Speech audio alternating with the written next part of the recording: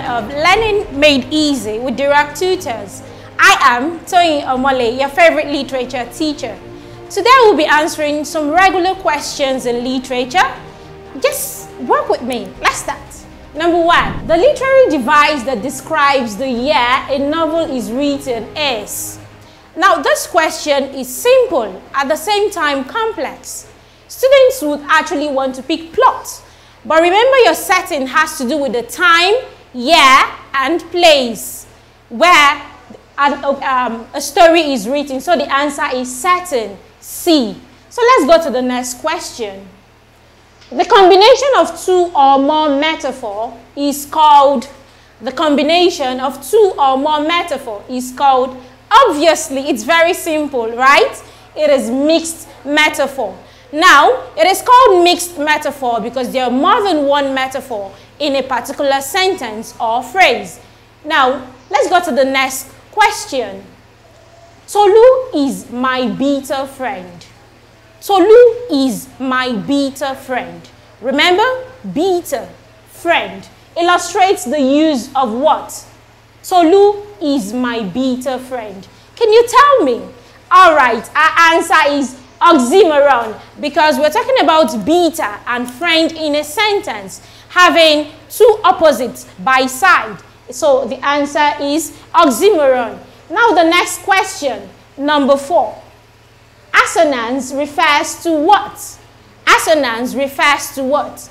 Now most students cannot differentiate between assonance and consonants, so they usually have issues. Now here, we have option A, repetition of consonant sounds, or B, repetition of vowel sounds in the middle. Now, it is not just repeating vowel sounds in the middle. Yes, it is a repetition of vowel sounds, but not repetition of vowel sounds in the middle. So it is repetition of vowel sounds, and that is option C. Let's move to the next question. The summary of a literary work is also referred to as. The summary of a literary work is also referred to as. Now, as literature students, you know, whenever you pick up a book to read, you're expected to pick 1 or 2 lessons from it. And you're asked, what is the theme? So definitely our answer is theme, because it is the theme that tells us more about that book and points out the main thing the writer is talking about. Now the next question is number 6. A foil character.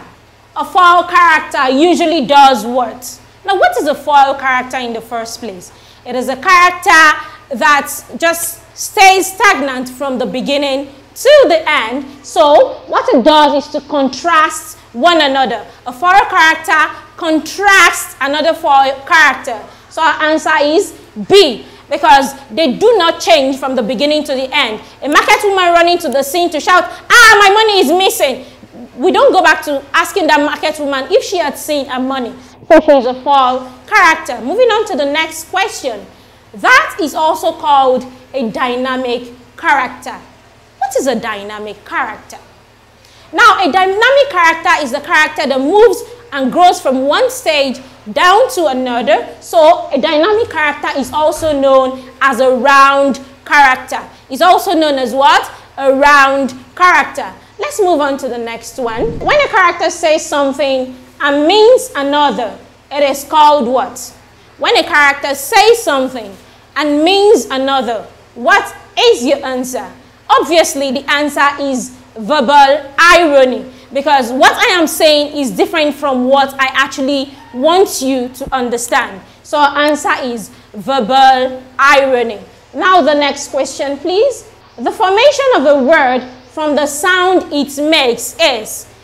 Of course, it is onomatopoeia, because we know that whenever you hear ding dong, the sound is what we get from our bell or the ringing of the door. So it is called onomatopoeia.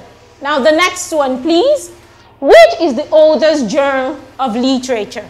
Which is the oldest genre of literature? Now, all genres of literature are old as of time, but there is one which has stayed longer than the rest, and that is poetry. Remember, songs were passed down from one generation down to the other as a form of rhyme, as a form of telling us history, and before drama came into play. So our answer is poetry, which is C. Read the next question, please. The best way to make your parents proud is to disobey them. The best way to make your parents proud is to disobey them. The above statement employs the use of what? Now, it is not exaggeration, but telling you to make your parents proud and then disobeying them is a form of oxymoron, right? Good, because it's giving you opposite statements. Please, don't confuse it as porn. Yes, you may say it is an understatement. No, but the answer is not porn, rather oxymoron. Please, the next question. A play on words that sound similar is called. Now, I told you the other time that that answer looks more like porn, but it is not. Here, we said a play on words. But it means they have to sound similar, but they are actually not the same. The answer is obviously porn. C. Question 13 now. A hero whose weakness contributes to his downfall is called. Now, everyone will want to pick tragic flaw because we know it is a tragic flaw that breaks down a hero. But the answer is a tragic hero because we're talking about a hero. So a hero whose weakness contributes to his downfall is called a tragic hero, not a tragic flaw. Yes, the flaw brought him down, but he is the tragic hero. Question 14. A short, witty saying. A short, witty saying is known as an irony. An irony is a short, witty saying. Yes, we want to mock one person or the other. We have to use a short, witty saying so they don't get offended, but actually we are trying to insult them. That is an irony. Question 15. Another word for enjambment.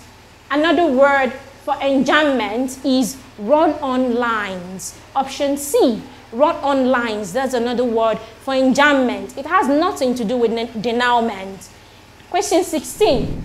That is referred to as the moral of the story.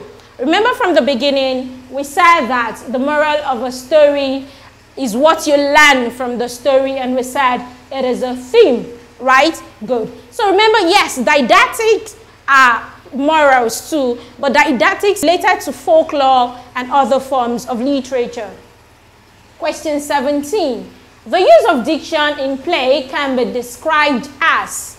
The use of diction in play can be described as. Now, every writer writes in different ways. The way they write is what we call diction, and how you understand what has been written. So, it is simple and easy to understand. Yes, it is the language of the writer. It is not the weakness of the writer, but it is more option C, because the writer decides to write in a way that you and I understand it in an easy language. Question 18. Love that feeds me. Love that feeds me. Now, can love feed anybody? Obviously, the answer is that love cannot feed you. But there is a figure of speech that makes it look like inanimate objects can give you things or can act as human beings. And that is personification. So our answer is option A. Now let's move on to question 19. You're an animal. You're an animal. What figure of speech is this statement? Now, remember that, yes, simile and metaphor are slightly different. Simile compares one thing to another using as and like. But metaphor is a direct comparison. So the word, the statement you're an animal is a metaphor. And our answer is option B. Let's move on to question 20. I hate brave cowards like you. I hate brave cowards like you. If you remember, I told you that an oxymoron places opposite words side by side. So hate and brave, they're opposites. You can't have brave and cowards. You can't have someone who is brave and also a coward at the same time. So it's an example of oxymoron. So our answer is option B.